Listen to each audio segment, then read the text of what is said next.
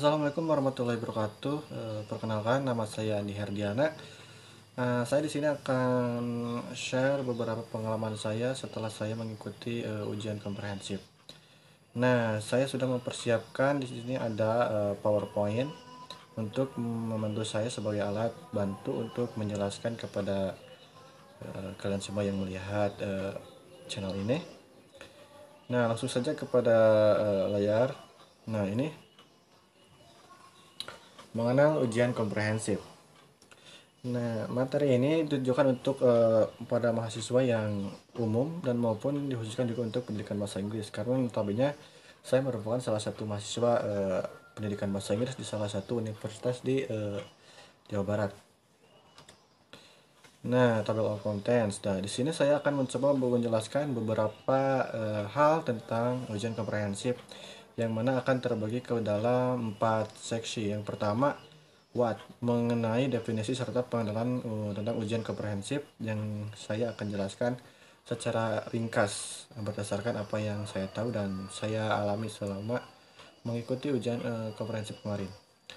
Nah, yang kedua, why, tujuan dan mengapa harus ada ujian komprehensif.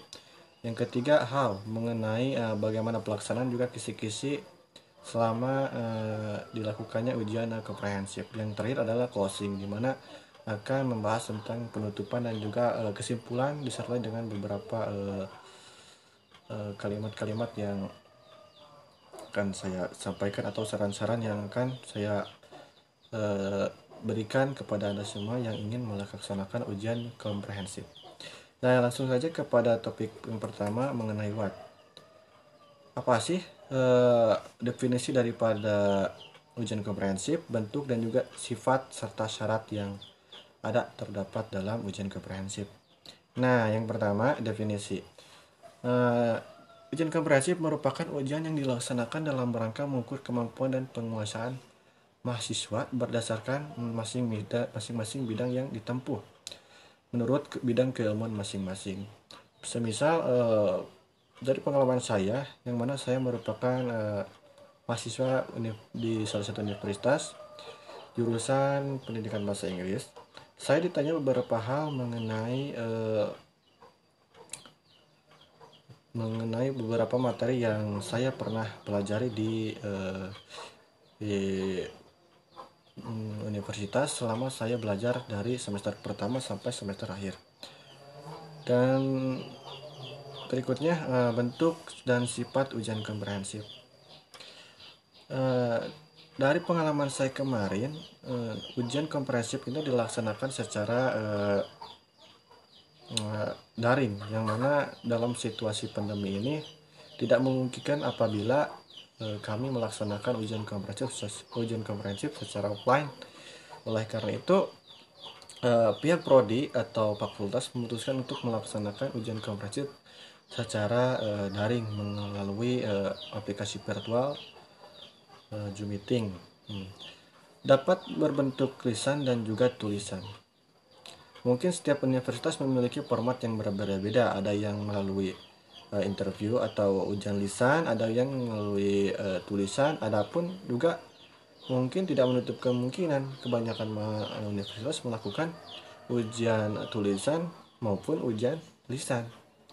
Kedua ujian, yakni ujian tulis dan juga ujian lisan, adalah satu kesatuan yang saling melengkapi.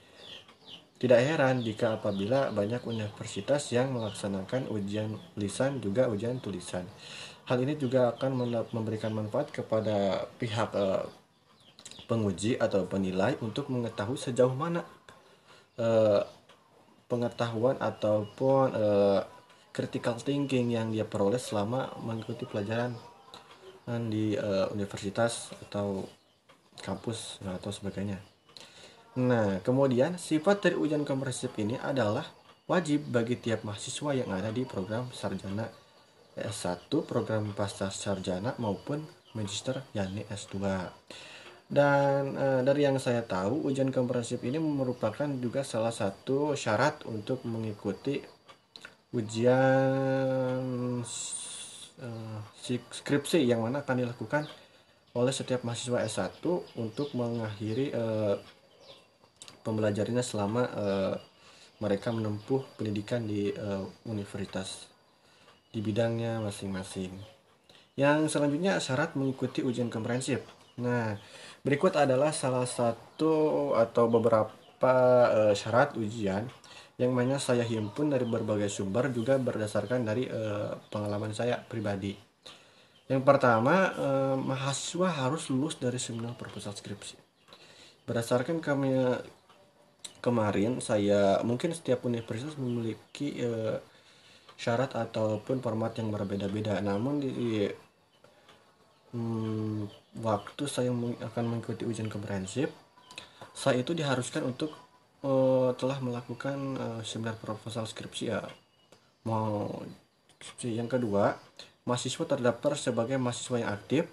Yang ketiga, mahasiswa telah memiliki syarat bagi mahasiswa yang terdaftar untuk melampirkan beberapa dokumen melengkapi administrasi. Yang ketiga, empat, tidak memiliki nilai yang bermasalah. Yang mana jika kita telah melakukan ujian komprehensif, kita tidak bisa melakukan perbaikan nilai karena mungkin saya kurang begitu paham, tapi begitulah sistematisnya. Yang selanjutnya telah tuntas mengikuti serangkaian aktivitas akademik dari semester 1, ya itu sudah jelas ya. Yang selanjutnya telah lulus TOEFL. Nah, untuk syarat yang ini mungkin karena memang saya berjurusan di salah satu universitas yang mana mengambil atau menempuh pendidikan bahasa Inggris, saya harus saya harus lulus terlebih dahulu dalam ujian TOEFL. Dan skor yang harus dilewati atau passing itu sekitar 475, dan alhamdulillah saya lulus dalam ujian pertama. Yang berikutnya, why, tujuan dan pelaksanaan ujian komprehensif. Nah, selanjutnya tujuan dari ujian komprehensif adalah pelaksanaan ujian komprehensif memiliki tujuan yang berbeda-beda pada setiap perguruan tinggi dan program studi yang umum. Yang umum ialah mengukur tingkat kemampuan mahasiswa pada bidang keilmuan yang ia tempuh, lalu mengingatkan tugas yang menjadi bagian tanggung jawab yang setelah lulus. Yang selanjutnya, how. Nah, di bagi ini saya akan membahas mengenai pelaksanaan ujian materi dan juga beberapa tips serta kisi-kisi yang saya peroleh selama menempuh ujian komprehensif beberapa minggu kemarin. Nah, bahan dan materi dalam ujian komprehensif. Dalam menjalankan ujian komprehensif, mahasiswa akan diuji berdasarkan materi yang mencakup semua bantuan bahan kuliah dan juga pengalaman berdasarkan apa yang telah mereka pelajari dalam komponen MKK atau mata kuliah keilmuan keterampilan.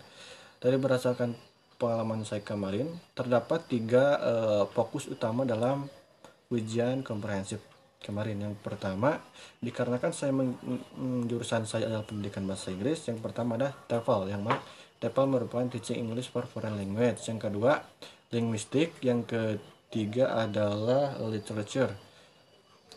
Yang selanjutnya, bahan dan materi ujian komprehensif khususnya untuk pendidikan bahasa Inggris.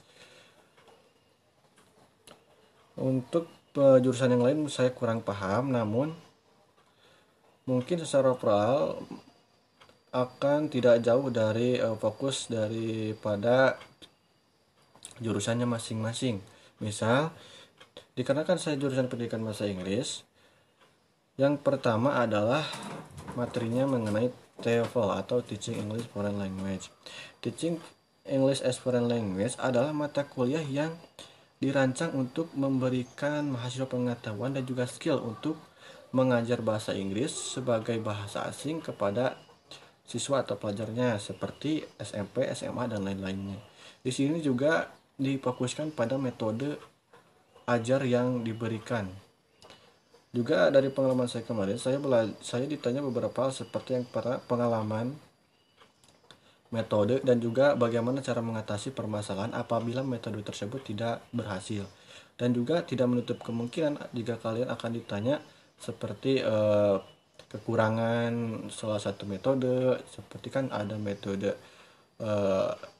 seperti TPR, silent way, dan lain sebagainya. yang mana kita harus paham daripada setiap metode tersebut, karena tidak menutup kemungkinan kita akan ditanya mengenai hal-hal tersebut. Yang kedua adalah literature. Mata kuliah ini membahas tentang teori sastra serta pemanfaatan karya sastra dalam bahasa Inggris. Mata kuliah ini diharapkan dapat memacu dan mengkritisi proses esensi dan dari cerita pendek dan puisi jika perlu, serta pemanfaatan dalam pembelajaran dalam kelas. Nah, di dalam materi ini kita ditanya mengenai beberapa jenis-jenis literature karya sastra, judul sastra, terus bagaimana cara menganalisanya, bagaimana cara kita menggunakannya dalam perangkat pembelajaran dan lain sebagainya. Yang terakhir, secara yang terakhir adalah materi linguistik, yang mana dalam ujian komprehensif kemarin, linguistik itu dapat dikatakan secara sederhana ilmu yang berfokus pada bahasa dan penggunaannya sebagai alat komunikasi. Linguistik akan membantu mempelajari struktur bahasa dan segala aspek yang mencakupinya. Secara sederhana dapat dikatakan linguistik ini sebagai mata kuliah grammar, ada juga pronunciation, dan juga bagaimana penggunaan bahasa atau bagaimana sebuah kata membentuk sebuah makna, dan juga bagaimana kita merangkai sebuah kalimat yang dapat dipahami, dan juga bagaimana penggunaan kata yang tepat dalam sebuah konteks, juga bagaimana cara kita dari pengalaman kemarin saya juga ditanya cara untuk menganalisa sebuah teks. Jadi saya itu disediakan sebuah teks, lalu dituntut untuk bisa menganalisa sebuah teks, dan itu merupakan hal yang harus diantisipasi karena menganalisa teks yang mana menjadi sebuah beban tersendiri bagi kebanyakan mahasiswa, termasuk juga saya, karena kemarin juga saya agak sedikit kebingungan dalam menjawab pertanyaan daripada linguistik ini. Nah, yang terakhir, jadi ujian komprehensif ini dapat disebutkan sebagai ujian yang mana bertujuan untuk menguji mahasiswa dalam bidangnya masing-masing. Kalau bisa pendidikan bahasa Inggris, diuji dalam pendidikan bahasa Inggris, dalam jurusan politik, sastra, atau ekonomi dan lainnya pasti diuji dalam kompetisi masing-masing. Tips dari saya adalah bersiaplah sedini mungkin dan berfokuslah pada kompetensi yang kalian tempuh. Intinya sih jangan tegang, karena dari awal saya pikir akan tegang, tapi kalau sudah dijalani ya gak tegang-tegang amat, malahan enjoy. Kalau misalkan tegang ya akan sulit.